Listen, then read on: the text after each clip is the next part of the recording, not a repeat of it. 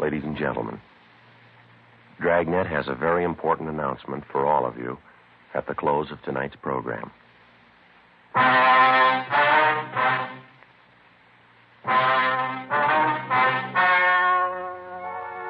story you are about to hear is true. The names have been changed to protect the innocent. Fatima Cigarettes, best of all king-size cigarettes, brings you Dragnet.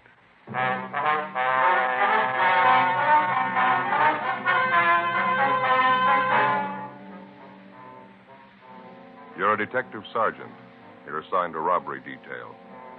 2 armed bandits invade the home of an elderly couple in your city. The aging husband is tortured unmercifully before he reveals the hiding place of his valuables. The 2 thieves make good their escape. Your job? Get them. Why are thousands and thousands of king-size cigarette smokers switching to Fatima every day? Because in Fatima, the difference is quality. You see, Fatima contains the finest domestic and Turkish tobaccos superbly blended to make Fatima extra mild, to give you a much different, much better flavor and aroma. So compare Fatima yourself today. You'll find Fatima gives you all the advantages of extra length, plus Fatima quality, which no other king-size cigarette has. Remember, Fatimas cost the same as the cigarettes you're now smoking. But in Fatima, the difference is quality. Next time, buy Fatima. Best of all king-size cigarettes.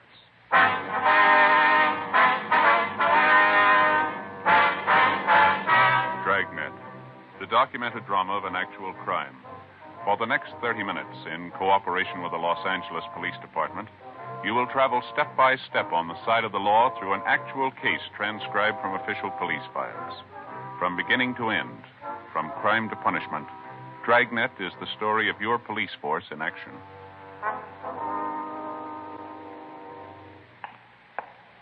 It was Saturday, October 3rd. It was hot in Los Angeles. We were working the day watch out of robbery detail. My partner's Ben Romero. The boss is Harry Didion, captain of robbery. My name's Friday. It was 11:38 p.m. when I got to Georgia Street Receiving Hospital, room 5, treatment room. Joe? Hi, how's it going, Ben? We're not going to be able to talk to him anymore tonight. Doctor said maybe late tomorrow morning. How's the old man making out? He's resting a lot better. Doctor gave him a sedative. Old fellow sure had a rough time. Well, how about since I've been gone? Did he tell you anything else? No, just kept repeating the same thing. 2 guys forced their way into his house, beat his wife, tortured him, took all their jewelry. That's about it. Yeah. Well, I put in a call to the office. I got a broadcast out on the information that we have. There's not much to go on. We should be able to pick up a little something more tomorrow. Doc said it's been a long time since he's seen anything like this, where they worked the old man over. Well, what'd they do to the fellow's hands, anyway? The doctor able to tell? He thinks they used a hat pin on him, something like that. It's sharp and thin. At least a dozen wounds in both hands. He's pretty badly burned, too. Yeah. Hard to imagine somebody that cold-blooded. 71-year-old man, soles of his feet a mass of burns. Wonder his heart stood up through the beating I gave him. Has he got a weak heart? He's had a little trouble, yeah. Terrific shock going through something like this at his age. Well, maybe we better check back at their house, huh? See how the old fellow's wife is doing. Huh? Yeah, right. How's it shape up for you? Well, there's not an awful lot to go on yet. It wasn't a shot in the dark. I think we can count on that. Whoever the thieves were, they had some kind of an inside tip. The old man and his wife, well, they don't put up much of an appearance. You wouldn't be apt to figure that they had $3,000 or $4,000 in jewelry put away at home, would you? Maybe his wife might have some idea. Sure is a lousy shame. Yeah, you might halfway understand that they just held him up, but working him over the way they did. There was no sense to it at all. Trying to show off what a couple of rough bums they are. Maybe that's it. Well, then let's do them a favor. Let's show them what it costs. Ben and I got in the car and drove back to the Westlake Park area to the home of the robbery victim, 71-year-old Wendell McClung, and his wife, Catherine McClung. It was a one-story wooden frame building, gray shingled, a typical modest 4-room bungalow. The men from Unit 31R who'd answered the robbery call were still there, standing by. Another pair of men from robbery detail, Powers and Gonzalez, were checking the neighborhood for possible leads on the suspects. Inside the house, Ben and I found Mrs. McClung propped up in an easy chair in the living room. She was a small, chubby woman, gray-haired, looked to be in her 50s. We assured her husband's condition wasn't critical. Outside of a small bruise on her forehead and a case of nervous upset, she seemed to be all right. In recounting the story of the holdup, Mrs. McClung told us the two bandits rang the front doorbell and forced their way into the house at gunpoint shortly before 8 o'clock that night. How about the color of their hair, ma'am? Their weight and the height? No, I hardly saw a thing. Just that one look at them when they first pushed their way in. Well, how was that, baby? Blindfold you? Guess they might just as well have. You see, when they started to hit Wendell, my husband Wendell, knock him down, I went after them, and one of them slapped me right across my face and knocked my glasses off. I see. I reached out to find them, but before I did, I guess one of those gangsters stepped on them. $35 glasses broke both of the lenses, just ruined the frames. Now, look at that. Of course, I can't see a thing without them. That's why I say I might as well have been blindfolded. And you didn't have a chance to notice what kind of clothes they had on and what they looked like at all? Well, they weren't shabby, I know that. Pretty well dressed, if memory serves. Both of them in dark suits. If only they wouldn't have broken my glasses. How about their voices, Miss McClung? Anything unusual about the way they talked? Anything that they might have said? Miss McClung? No, I was just thinking. One's name was Sam, I remember that. The other one had sort of an accent of some kind, maybe from the Midwest or maybe Texas, one of those funny people. Oh, funny people? How do you mean, ma'am? Well, you know, something like a cowboy or a farmer, that funny kind of talk. I see. Now, I guess I really should be inside fixing you men a cup of tea. Maybe if you'd just help me up. That's all right, ma'am. You just sit there. When my sister Dolly gets here, it shouldn't be too long. I'll have her fix something. There's no need to bother, ma'am. We'd like to have you tell us this if you can. Did your husband do anything at all to provoke the two men? I mean, did he call out for help or try to get to a phone, anything like that? It was the jewelry we had, Wendell and I, just those few pieces. The two men seemed to know all about it, just as if they had a list of the things. That's all. Yes. When they first came in, they took my engagement ring and old brooch that belonged to my mother I was wearing. Then they got Wendell in that chair over there and tried to make him tell where our other things were. Well, now, is it pretty common knowledge around the neighborhood here that you and your husband own expensive jewelry, ma'am? No, I don't think so.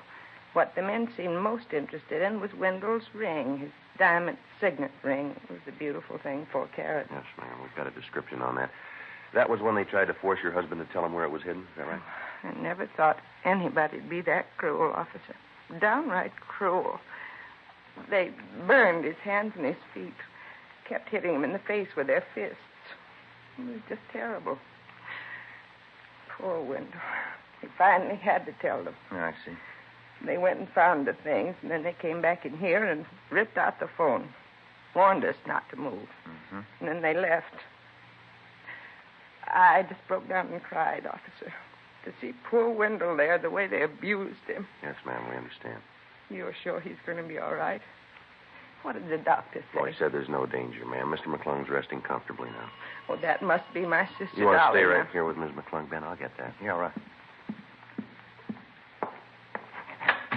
Hi, Joe. Hi, Jess. You and Powers do any good? I've been checking through the neighborhood 3-4 blocks around.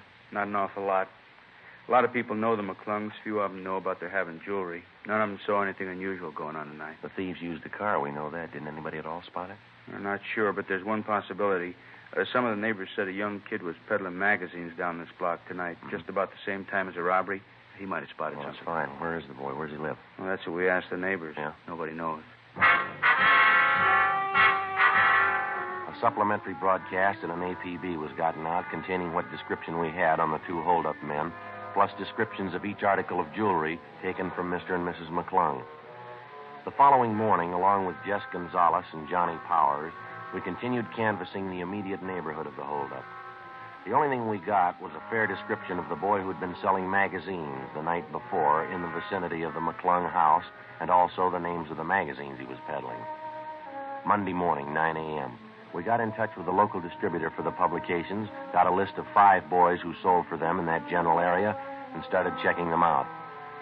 Third on the list was a Bill Newsom, a sophomore student at a nearby parochial high school. He lived a half a dozen blocks from the McClungs. We checked at his house, but his mother told us he wasn't at home. I'm sure Billy won't be long. Thank you, ma'am. Right in here, officer. Just go ahead. Thank you. Sit down, won't you? Thank you very much. It must be him now. Billy, in here. Yeah, Ma. Come in here, Bill. Two police officers to see you. Huh? Bill, this is Sergeant Friday and Sergeant Romero, my son Bill. Would you excuse me? I'm going to have to start fixing dinner. You go right ahead and have your talk with Bill. I'll be out in the kitchen. All right, ma'am. Thank you very much. You speak right up now, Bill. Try and help the officers all you can. How can I help you? What's it all about? We understand you have a magazine around the neighborhood, Bill. Your mother tells us you were out selling this last Saturday night. Yes, sir, that's right. Thursdays and Saturdays, they're my regular nights. Mm-hmm. I don't really sell, though. How do you mean, son? Well, you see, I line up all my customers ahead of time. I got a regular list of people who buy from me every week. I don't do any door-to-door selling. That way it's not much good. I see. Do you have a regular customer on your list by the name of McClung, Bill? That's M-C-C-L-U-N-G. Yeah, Mr. McClung. Once a month, he takes a gardening magazine. Comes out the last weekend every month. Were you over near the McClung's place Saturday night? You remember? Yeah, I was. I went right by it. I've got customers all along that block there. Say, this wouldn't be about that robbery. That's right, Bill. You heard about it? After church Sunday, a couple of kids who go to the same school I do, they live right around the McClungs. They heard about it. What time was it when you went by there Saturday night, you remember? Oh, about a couple of minutes after 9, I guess. Maybe a quarter after. When I heard about the robbery on Sunday, I thought maybe I ought to tell somebody about it. I wasn't sure about it, though. You know, I didn't want to be a pest. What do you mean, son? You weren't sure about what? This dark blue sedan I saw parked on the street there, just a couple of houses down from the McClung's place. The reason I even noticed it was because it was a new car, almost a brand new car, but it looked like the license plates on it were kind of old. Mm-hmm. What else? Well, I delivered some magazines to Mrs. Brubaker, and I got my money for them. And then coming down the stairs, I saw these two men. I'm not sure they came out of Mr. McClung's house. It's dark, you know, but I thought that's where they came from. Anyway, they went down the street, got in the car, and took off. Seemed to be in a hurry. Well, what did the two men look like, Bill? Do you have any idea? No, I didn't see them too well. Wasn't too close to them. I was about from, here to across the street from them. How about their clothes? You notice them at all? Yeah, they had suits on, dark suits, I know that. How would you describe their build, son? Medium, tall, fat, skinny? What would you say? Why, I think I'd say medium. Yeah, both of them medium. Now, about that car, Bill. You said it was a dark blue sedan, new model, and the license plates look kind of old. Is that right? Yeah, that's right. That's how I first noticed it parked down by the restaurant. How's that? About 7:15, when I started my route down on South Benson, I saw the same car parked outside the restaurant down there. Forget the name of the place now. It just opened about a month ago. You sure it was the same car? Oh, yeah, I'm pretty sure. That's why I noticed it again when I saw it up by McClung's place. I thought it looked kind of terrible. Brand new car like that with old license plates. By any chance, son, do you remember the license number on those plates? No, sir, I didn't notice it at all. I'll tell you what, though. Yeah? If I see that car again, I'll be sure and get the number for you.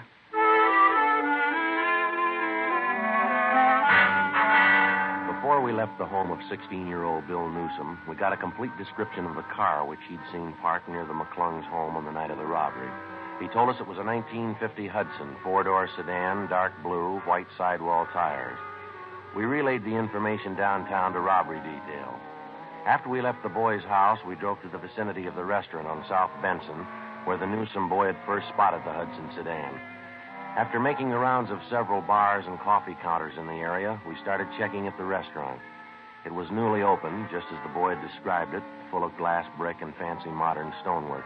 The main bar was situated just off the lobby, set apart from the main dining room. We interviewed the head bartender, and he thought he remembered serving two customers, answering the general description of the hold-up men on the previous Saturday night. Not a bad-looking pair. They're in a little early, around 7:15, 7:30. They seem to be all right. Do you remember what they looked like at all? No, I didn't notice them that much, officer. Can you give us some general idea? They're on the young side, I guess. Not more than 28, 30. One of them talked like a Midwesterner, I think. You know, maybe Arkansas, Texas, someplace like that. Well, could you give us any idea what they were wearing? Would you remember both had suits on, dark suits. One had on a gray hat, and that's about all I remember. The reason I can place them at all is because Saturday was a pretty slow night at the bar. There's a new place here, you know, and it takes a little time to cultivate a trade. Well, did these two men stop for dinner here? Do you remember that? No, they sat right here at the bar and had a couple of beers, and then they left. No dinner. Did you wait on them, sir? Yes, sir, I did. I served them both a bottle of beer, imported Dutch beer.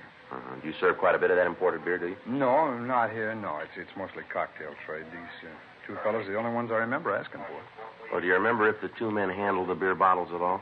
If they handled them? Well, I mean, did you pour it? I filled up their glasses and set the bottle down. I guess they they did handle them, they emptied the bottles. I see. But they'd almost have to, wouldn't they? Would you still have those 2 bottles on hand? Let's see. Today's Monday. Yeah, I guess I would. They don't pick up the empties till sometime around the middle of the week. We'd like to take a look at them, if you don't mind. Oh, sure thing. You guys just want to follow me down the bar here? It's in the storeroom just in back. All right, let's go. It's right back here, officer. Fine. Let's see. Yeah, they're right over here. There you go. Holland labeled. Only ones in the whole case. The same 2 I served those fellas. Yeah, I see. What do you think? Fingerprints? Maybe. And as soon as you get the fingerprints, you can pick them up, can't you? Yeah, when we find the men they belong to. Monday, 6 p.m. We called Latent Fingerprints, and they came out to check the evidence. First, they obtained a set of the bartender's fingerprints to serve as a basis for comparison. Then they dusted each of the empty beer bottles carefully. After the various sets of prints were lifted off the bottles, the men went back to the office to run the sets through, classify their findings, and then turn them over to R&I for further checking. While they worked on it, Ben and I ducked out and had a sandwich and a bowl of soup for dinner. 7:25 p.m. We got back to the city hall. I sure am getting tired of the kind of food that guy serves, Joe. It seems to get worse every time I go in there. It wasn't very good, was it? I'm willing to bet I know his formula for the soup. 2 gallons of hot water and 1 bouillon cube. Well, I've gone and done it before. I may still do it again. What's that? Bring my dinner from home in a paper sack. Pack a thermos full of hot coffee. Be a better deal than across the I street. don't know about that. You remember the last time you had your wife fix you up a thermos full of coffee? Yeah, I almost forgot. Wasn't any better than the stuff across the street. Hi. Where you 2 been? Hi, Jess. Getting something to eat? Leighton Prince called just a minute ago. Told him I'd give you the message. What's that? Well, the prints they lifted off those beer bottles, checked them through the record bureau. Yeah. Found 2 sets. They made both of them.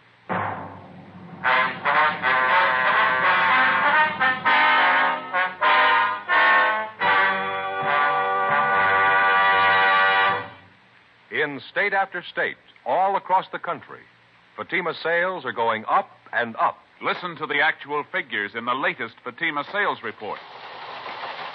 In the first state listed, Fatima sales up 69%. In the second, Fatima sales up 118%. Another state, Fatima sales up 92%. Still another state, Fatima sales up 142%. And those are just a few.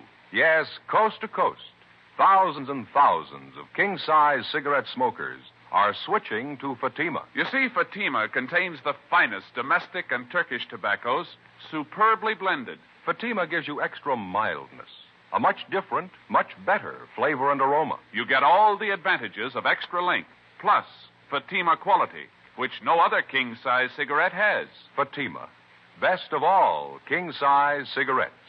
Definitely the best quality in its class, but the same price as the cigarette you're now smoking. Remember, in Fatima, the difference is quality. Next time, buy Fatima.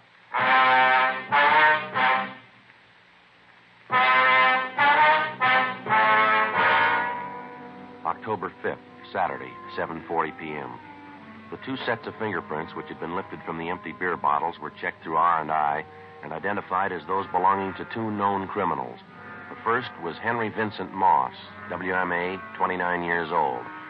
He'd served 2 terms in the county jail for burglary and grand theft auto, and 1 term in San Quentin for robbery. The second was Ernest Robert Windsor, WMA, 28 years old. His home was listed as Little Rock, Arkansas, where he'd twice been convicted on charges of first-degree burglary and served time at the Arkansas State Penitentiary. We pulled the packages on both of the men, checked the last known addresses, but failed to locate either of them. To double-check their identification, we showed mug shots of Windsor and Moss to the robbery and torture victims, Mr. and Mrs. McClung. They gave positive identification of both men. So did the bartender at the restaurant where they'd stopped for the beer. We got out a broadcast and an all-points bulletin on them immediately. We began the routine legwork, checking with all the friends, relatives, and associates who were listed on the mama sheet in each suspect's package. As usual, it was a long, monotonous haul. One of the persons listed as fairly close to Ernest Windsor was an aunt of his, a Mrs. Marie Rolfe, whom we located at her home in the Echo Park district. No, I haven't seen Ernest in almost a year, Sergeant. What is it you want him for? I'd like to talk to you about it a few minutes, Mrs. Rolfe, if you don't mind. I don't know how I can help you. You can come in for a minute if you want. I've got to go out and do some errands pretty soon, though. It's all right, ma'am. Thank you. Right in here. Sit down if you want. Thank you very much. Just got finished taking care of my little children here, giving them nice, clean cages. Good singers. They all canaries, ma'am? Oh, yes. Oscar and Ethel, that's these two here. They're both genuine rollers. Their grandfolks came from Germany. Beautiful singers. Wonderful company. Yes, ma'am. My others are pretty, too. They're only choppers, though. Ma'am? Choppers. They're different than rollers. They sing much louder. Maybe not as nicely, but I don't like to play favorites. I like all of them. You have birds, Sergeant? No, ma'am. You should. I think everybody should have a canary in the house. Cheerful, you know. Wonderful company. Don't know what I'd do without mine. About your nephew, Ernest, Miss Rolfe. Have you any idea at all how we could contact him? As I say, it's been almost a year since I last heard from him. What would this be about, Sergeant? Just a routine investigation, ma'am. We understand that you're quite close with your nephew, that he lived with you for a time. Yes, that's right, he did. When you come right down to it, Ernie's a good boy. He kept bad company, that's what I always said. Got him in trouble 2 or 3 times. I suppose you know that. You live alone here in the house, do you, Miss Rolfe? Yes, that's right, Sergeant. See, I'm a widow. Husband's gone a good many years now. You don't take in boarders or anyone like that, Oh, do you? no. Just me and my pets here. They're company enough. I wonder if you'd explain that laundry piled up in the bed there in the next room, ma'am. What's that? The men's shirts, stockings, the underwear, they're right there in the bed there. Well, I usually try to keep things in better order than that. It's just some laundry I do, Sergeant. Little odd jobs for some of the bachelor men in the neighborhood. I do it as a favor for them. You're sure about that, Miss Rolfe? Ma'am? What do you want Ernest for? Why do you have to chase after him all the time? Persecute him? We're not persecuting him. Ever since he's come here from Arkansas, it's been nothing but police chasing after him. Can't you give Ernie a chance? All he wants is a chance. He told me so himself. We've checked through his record, Miss Rolfe. He's had all the chances in the world, and nobody's persecuting him. Then why are you chasing him again? Hunting him down? Why don't you leave him alone for a spell? Give him a chance to get a job, do something. Why are you chasing him? Well, this is a robbery charge, Miss Rolfe. He's been positively identified. He and Henry Moss forced their way into an old couple's home a few weeks back. They tortured the old man, then they beat him till he was unconscious. That's what we want Ernie for. How'd you know it was Ernie? You could have made a mistake. No mistake, ma'am. The victims identified his picture. There wasn't a doubt in their mind. And where is he? You sure that's the truth? You sure it's Ernie again? Yes, ma'am. Again. You can have all the proof you need. The last time he told me he swore on the memory of his own mother. He swore he wouldn't do anything wrong again. I guess I just don't know Ernest. Where is he, ma'am? You want to tell us? It's the last time, Sergeant. I'm sorry. Ernie's had his last time. Yes, ma'am. He's sleeping. The room over the garage. You'll find him there. Ernest Windsor was apprehended and placed under arrest. His room was searched, as well as the entire home of his aunt, Mrs. Marie Rolfe. We failed to find a trace of any of the jewelry stolen from Mr. and Mrs. McClung. After we made arrangements for a stakeout on the house, Windsor was taken downtown to the interrogation room, where Jess Gonzalez, Ben, and I questioned him for 5 hours. He refused to tell us anything. At a special show-up, he was positively identified as one of the hold-up men by the 2 victims. Windsor was booked at the main jail on suspicion of 211 PC. The investigation went on. Every possible lead on the other suspect, Henry Moss, was checked out. We got nowhere. It was obvious that either Moss was in possession of all the jewelry stolen from the McClungs, or it had been hidden away someplace, known only to Windsor and Moss. From time to time, we had Windsor taken from his jail cell for questioning. It wasn't hard to tell he was bothered with the possibility that perhaps Moss had run off with the entire loot and was enjoying himself while Windsor spent his time in jail. We worked hard on that particular angle while we questioned him, but Windsor still refused to break, to give us any kind of a lead on Moss. A month passed. Wednesday, November 8th. Sure working out into a dull routine. A full month. We got exactly what we started with. Yeah. If we could only get Windsor to break it, it'd sure do a lot toward wrapping this thing up, wouldn't it? I don't know what he figures he's going to gain, but keep him quiet. Yeah. Gonzalez and Johnny Power said they were checking out a tip from some informant this morning. Supposed to know where Henry Moss is. Wonder if they found any luck. They ought to be back by now. Yeah. Go ahead. Hey, Jess. Oh, hi. How about it? Did you do any good this morning? Oh, not a bit. Informant didn't even show up. Johnny's going to meet him this afternoon. Doesn't look to be very much. How about you fellas? Same, Jess. We're going as slow as you are. I get it. Robbery, Friday. Yeah, George. Uh-huh. 3rd and Main? You sure, huh? Right. Yeah, right away. Well, maybe we got a break. What is it? Henry Moss. He tried to hock a ring at a pawn shop, 3rd and Main, about 20 minutes ago. Did he make it? Well, the pawnbroker stalled him. He didn't know for sure that the guy was hot. Well, how's it stand? Moss said he'd come back to close the deal. When? Half an hour. 11:55 a.m. A special detail of men, including Gonzalez and Powers, Ben and myself, were sent to cover the pawn shop near 3rd and Main. Gonzalez and Powers staked out in stores adjoining the place. Ben and I were stationed inside the pawn shop. Another team of men covered the rear exit. We waited. The suspect, Henry Moss, failed to show at the appointed time. We kept waiting. 1 p.m., 1:30. No sign of him. At 1:45 p.m., a young-looking, dark-haired man in a neat gray suit entered the shop and approached the manager at the rear counter. There wasn't any mistaking him. Henry Moss. He surrendered himself without even protesting. We took him to the city hall, to the interrogation room, where we started to question him. Meantime, Gonzalez and Powers located the apartment where the suspect had been staying. His rooms and personal belongings were searched, and every piece of the missing jewelry recovered. Surprisingly enough, in contrast to his partner, Ernie Windsor, Moss was cooperative, even obliging. We had a stenographer take his full statement, and then we got ready to move him over to the main jail for booking. Just a couple of questions before we leave, Moss. Sure, Sergeant. Go ahead. We've had you in here before. How come all the cooperation this time? Why not? I had it figured before time. If you got me, you'd have everything you need on me. Wouldn't do much good putting in a beef, would it? Whose idea was it to start with, Moss? The hold-up deal. Yours, or was it Windsor's? Both of us, I guess. I didn't want to get rough with the old man. I mean, the way Ernie did. That part I didn't like. All I wanted was the loot. Ernie just lost his head. Too bad. All right, you ready to go? Any time, Sergeant. Hey, I wonder if I could ask a favor. What's that? Well, it's going to get a little tough in there in that jail. Wonder if we couldn't stop for a good steak and some French fries first, huh? Maybe some good restaurant around here? No, it won't work, Moss. You know I wouldn't try anything. You put your order in a long time ago, mister. What do you mean? When you worked over that old couple. Yeah? That's when you ordered jail food.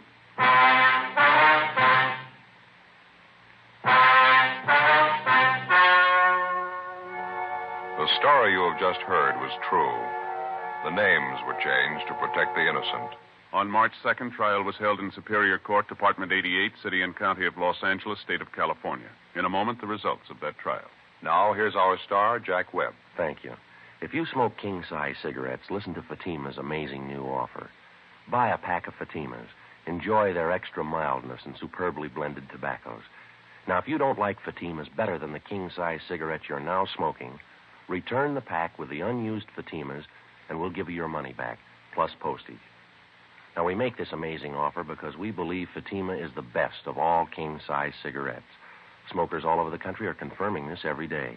Listen to this state-by-state report. State 1, Fatima sales up 92%. 2, sales up 72%. 3, sales up 107%. 4, Fatima sales up 192%. Buy Fatima today.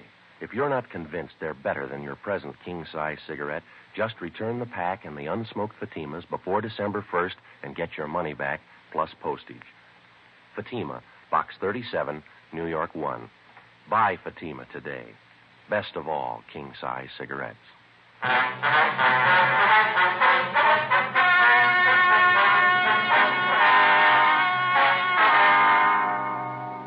Ernest Windsor and Henry Moss were tried and convicted on one count of first-degree robbery and one count of assault with intent to do great bodily harm. Both men are now serving their terms in the state penitentiary. First-degree robbery is punishable by imprisonment for no less than 1 nor more than 10 years.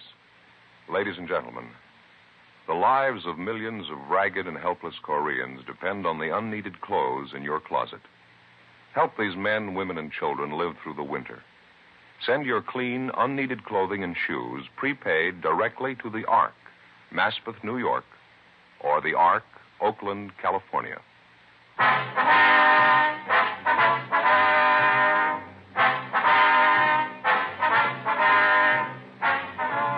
You have just heard Dragnet, a series of authentic cases from official files. Technical advice comes from the Office of Chief of Police W.H. Parker, Los Angeles Police Department.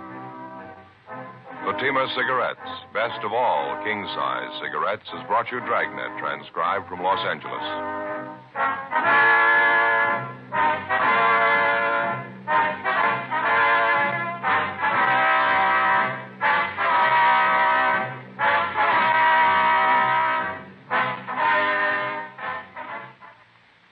Stay tuned for Counter Spy, next over NBC.